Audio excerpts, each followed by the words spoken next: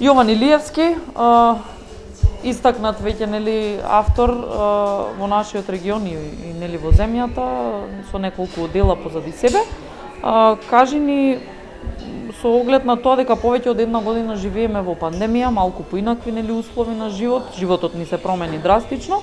Што тоа значише за авторите, за писателите како тебе, особено вака млади? Дали можеби мотивацијата за пишување и за создавање нови дела стана поголема и со оглед на тоа дека си имаш и малку повеќе слободно време? Па, знаеш како, мислам дека пандемијава баш го направи она спротивното. Мислам дека баш онака се развија доста идеи во филмската индустрија, во книжевната индустрија, како и во модната и така натаму. Така да и во книжевниот свет е слично. На некој начин се вроди повеќе инспирација за пишување, поради многу за жал несреќни случаеви. Така да од тој аспект би кажал дека мене лично ми помогна да во одредени делови се надминам себе и творам нешто кое што е навистина ново и е поразлично од претходно. Кажа е инспирација, но рече дека за жал има многу тажни приказни. Дали можеби тие се најчесто сега дел од тематиката на делата? Па не, чувството, емоцијата е таа, тагата, разочарувањето, болката, гневот, од многу психолошки аспекти. Но тоа што јас го творам лично не е директно поврзано со пандемијата, туку е всушност само емоцијата е извадок од тоа цела приказна и ставена во друг контекст во литературниот збор. Би сакал некогаш со оглед на тоа дека трае овој период да земеш една таква приказна на искуство од конкретно ситуацијава за да го преточиш во пишан збор, во книга? Или мислиш дека е малку, можеби, доволно ни се подсетници од секојдневието, па нема потреба?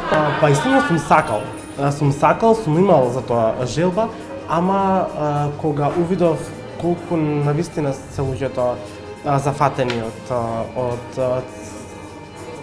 целиот овој хаос, изгубив желба од аспект на тоа дека навистина не треба уметноста да не подсетува на грди нешта и на загуби. Да, треба загубите да ги преживееме и со помош на уметноста, но не сметам дека баш треба нечија тага, која што не е лично моја, да ја ставам на хартија така без некоја одговорност. Сепак ова на крајот денот носи огромна одговорност. Мислиш дека малку повеќе луѓе почнаа да се осврнуваат на литературата? Живееме во свет со напредна технологија, сите се претежно на своите мобилни телефони, пред компјутери, лаптопи и така натаму. Таква ни е често и работата. Но мислиш ли дека малку повеќе луѓе се насочија кон книгата, пишаниот збор, читањето? Да, и таков фидбек имам јас од социјални мрежи, од Инстаграм, каде што е сега најактуелен, и од Фејсбук и така натаму. Дури и издавачките куќи го кажуваат тоа и не дека бев во брз процес да ја избрзам следната книга, туку едноставно знаев дека ќе вроди тоа желба за читање кај другите, но сакам и чекам да книгата биде испромовирана на еден навистина достоинствен начин. Воспротивно ќе мора да сме со сите овие услови. Не сакав да е така. Кажи ми, мислиш дека ги спомена социјалните мрежи, Инстаграм, Фејсбук, можеш да допреш многу повеќе преку тие канали до твоите читатели? Апсолутно. Денес ми е мене лично Инстаграм, а откако е што навистина, да кажам, и на секој уметник, ќе зборувам лично, ми ја однесе кариерата на едно ново ниво, на баш next level. Така да сум презадоволен и во овој момент ќе им се благодарам на сите тие кои што ме читаат, ме следат, затоа што навистина имам голем фидбек и голема позитивна енергија од другите, особено од Инстаграм, како што кажа. Карантинските денови, изолацијата, сите тие искуства има навистина големо влијание врз луѓето, особено нели менталното здравје, да кажеме. Колку книгите и пишаниот збор во ваков еден период во кој што се наоѓаме, навистина се покажаа како друштво на луѓето. Нели често се велело дека со книгата бегате од секојдневието и е еден пријател, да кажеме, на човекот. Да, тоа останува, дека книгата е најдобар пријател на човекот во најтешки времиња и така натаму. Но зборувајќи за менталното здравје, како идем психолог, навистина сметам дека книгата е реално бегство од реалноста и по лесно надминување на ситуацијата и на личен план. Доста од нас сега почитуваат психолози, терапевти, тоа не треба да биде тајна воопшто, тоа не треба да биде табу, затоа што освен на книгата, што ни е пријател во 4 зида дома, треба да и поработиме на нашите социјални функции, затоа што на крајот од денот книгата е тука, но изумира поголем дел од секојдневието пред ова. А ова не треба да стане, не сме да стане новото нормално. Тоа треба баш на спротивното да се вратиме на тоа што сме биле. Може би да видиме и малку заедно со книгата и психотерапијата, да, баш така. Од многу мала возраст почна да пишуваш, уште како детенце, ако си добро претпоставувам. Кажи ми колку дела до сега вкупно имаш објавен? 4. 3 романи, а првата ми е збирка. И сега сум во процес на издавање на новиот роман, кој сега јавно кажувам дека ќе се вика Соба 610. Можеш ли нешто повеќе околу таа Соба 610 да ни кажеш?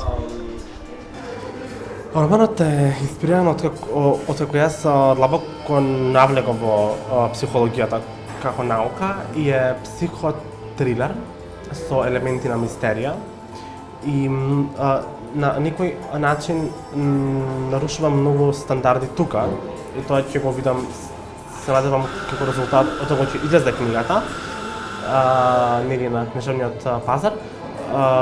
Се работи за психолошко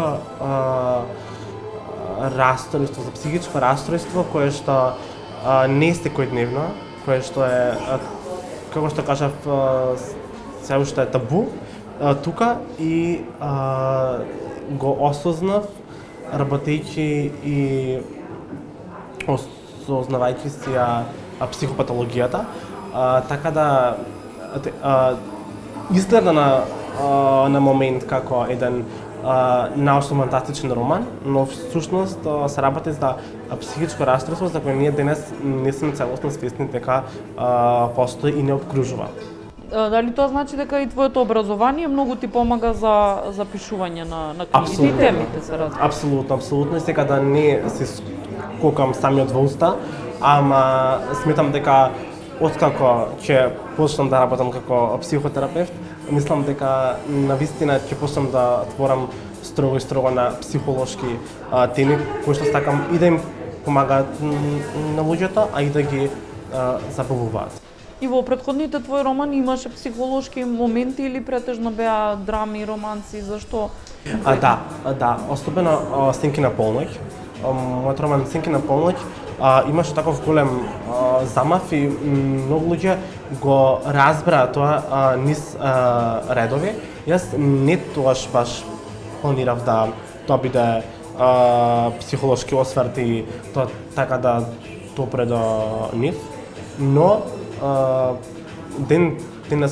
значи таа книга ми е издадена 2016 година, а сега гледам како ствари Сенкина полноќ има големо психолошко влијание врз читателите, нели оние што ја прочитале и како всушност се работи за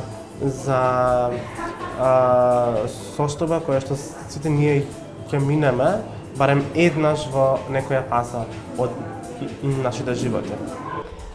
Кажи ми, зошто се одлучете за психо сега? Како го нарече психотрилер? Тоа е нешто што прв пат го опишуваш, да речеме, во конкретна таква форма? Да. Како се одлучив? Дојде многу природно, затоа што реално инспирацијата не ја форсирам воопшто. Дојде природно и изучувајќи ја психологијата, сватив колку имам таму материјал за разработување и колку можам со помош на психологијата да изградам еден лик во книга и тоа да биде сосем реално, а не фиктивно.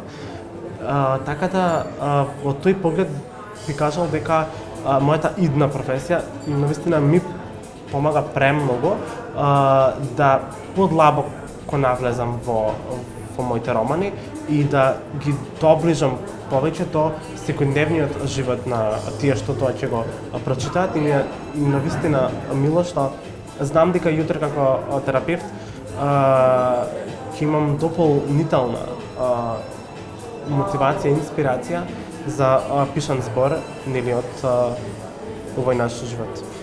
Може би неблагодарно прашање, но има ли некој од твоите дела кој што може би ти е омилено? И зошто, ако има? Знаеш, мислам дека сме зборували и сум ти кажал дека тоа ми се онака баш како мои деца. Така да не знам, секој има свое онака место, мама баш ми се како мои деца и сега што петово ќе го родам, значи во буквална смисла на зборот за мене, не ја гледам разликата затоа што секој мој роман означува еден дел од мојот живот, а тоа е премногу значено за еден уметник или било кој човек, да некое дело кое што излегува нели во јавност да го означува едниот дел од неговиот живот, а потоа друг роман друг дел од неговиот живот, затоа што само така се тежне кон подобро дело, а оставајќи ги другите да се драги се уште. Можеш значи да се каже дека и дел од твојата душа оставаш во секоја твоја следна книга. Апсолутно. Кажи ми, има нешто кое што во моментов те фасцинира во светот на литературата, нешто кое што ти го цениш и го читаш покрај нели работите кои што ги создаваш и твориш самиот? Не сум размислувал скромен на таа тема и не сакам сега тоа да го кажам, значи пластично. Не сум размислувал, не сакам таков некој синдром си имам кај себе, да не сакам, па и да не смеам, самиот на себе се забранувам да не смеам да читам литература додека пишувам моje дело. Затоа што ете и од психолошки аспект стилот на друг писател влијае на мојот, несвесно или подсвесно, не е важно. Влијае така да откако почнав да ја пишувам Соба 610, до сега јас немам, ќе признам, немам топрено ниту еден роман, затоа што знам тоа како влијае на мене. Во просторот кога немам доволно инспирација, тогаш значи може да прочитам и 20 романи во еден месец, тоа ми се случувало. Ама сега значи како да и никогаш не сум прочитал некоја книга. Значи како да едноставно како да се изјаснам едноставно да не сакам друг автор во моите идеи да се Значи да се задржи автентичноста твоја лична. Апсолутно. Автентичноста, тоа е зборот што бар. Прилично си млад човек, можеш ли да ми кажеш твое лично мислење и вака впечатоци од околината, мислиш ли дека има заинтересирани млади лица кои што имаат хоби пишување или можеби сакаат и професионално со тоа да се бават? Има ли некој интерес кај младата популација за литературата и книжевноста воопшто? Има интерес и да творат. Искрено во теков на пандемијава многу од нив ми се обратиле и ми пишале како да дојдам до издавање на книга, каков е процесот, што се прави, како се прави. Дури сум имал случаи каде што ми праќале скрипти, значи напишан роман или дела, да го прочитам за да ми кажам онака општо мислење или моја конкретно. Така да има и се заинтересирани и за издавање и за пишување, но не знам дали тоа се должи на некоја пластичност, на некоја маска, социјална маска во општеството или па некој навистина тоа сака да го прави.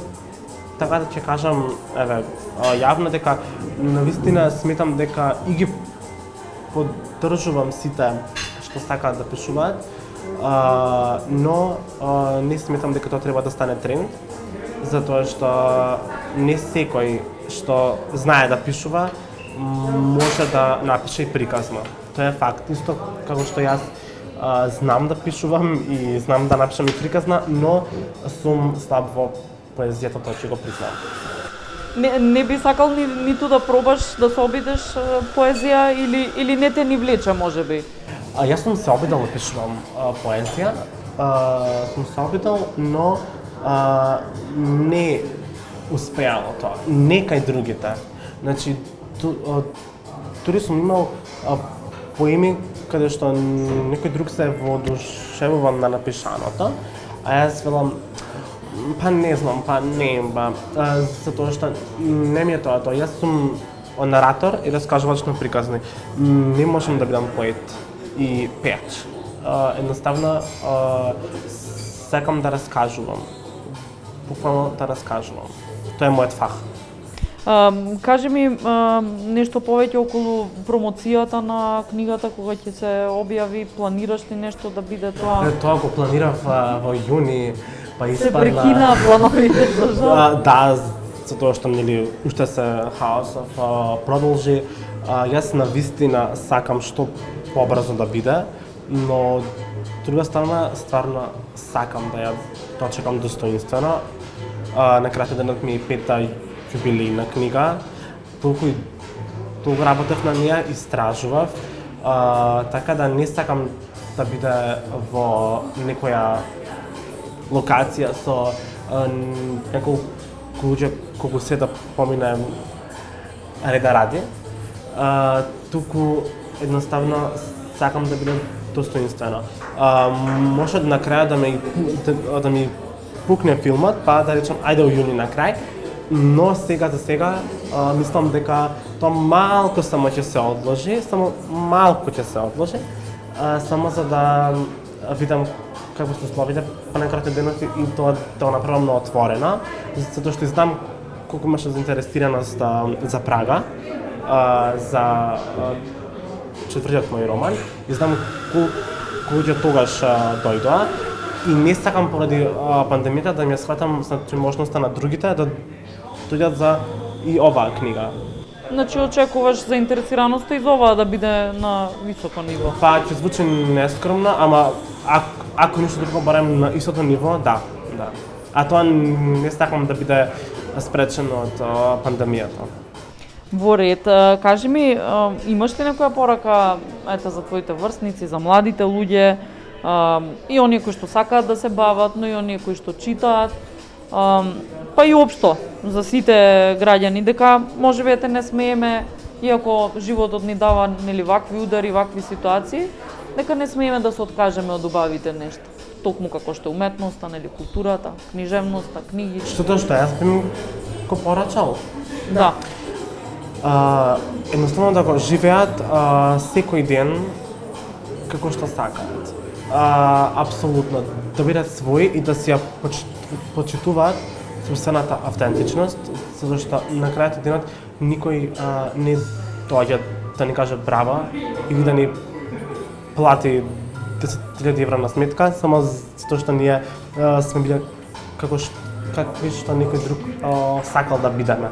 Така да почитување на собствената автентичност во било кој смисол, во собствено отворање, во живење сред пандемија, во друштво, во релација семејна или романтична, во било што, почитување на своето јас, почитување на личното его, не негово провеличување, туку почитување на личното его. Мислам дека во овие времења 21 век, 21 е прилично клучно за здрав онака живот и добра благосостојба на менталното здравје. Многу ти благодарам и ти посакувам што поскоро да ја промовираш новата книга. Фала ви на вас и ве очекувам на промоцијата. Фала ти.